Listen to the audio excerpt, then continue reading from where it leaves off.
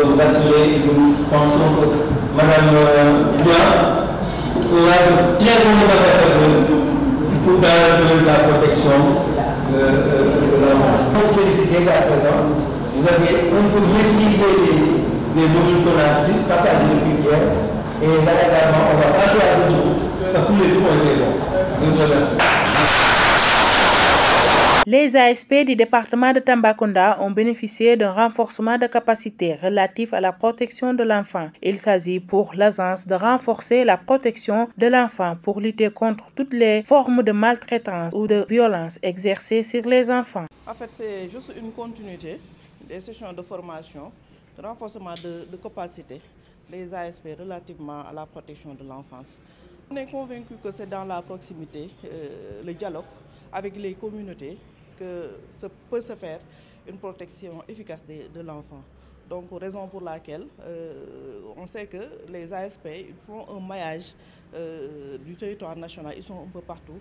Et comme ils sont recrutés au niveau local, donc ils sont des relais importants dans la chaîne de protection de l'enfance. Ils sont formés dans les droits de l'enfant et comment faire un signalement, qui signaler et pourquoi et comment est signalé. Peut-être le nombre est minime par rapport au nombre réel des ASP, mais c'est à eux de faire le retour auprès de leurs collègues. En fait, c'est dans le cadre de notre partenariat avec l'UNICEF que nous remercions vivement parce que l'UNICEF travaille dans la protection de l'enfance.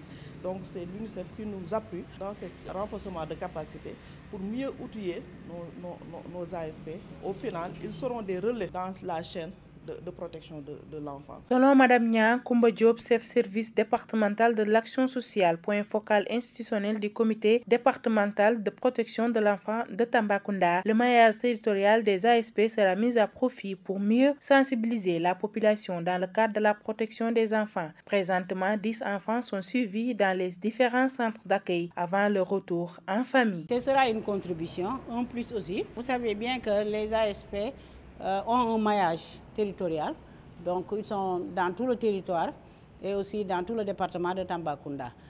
Nous pouvons les travailler avec eux pour qu'ils nous aident à mieux sensibiliser la population et aussi assurer la protection des enfants au niveau de leur commune et de leur localité. Dans le département, les cas de maltraitance, je peux dire que même les problématiques de protection, en premier lieu, nous avons l'état civil.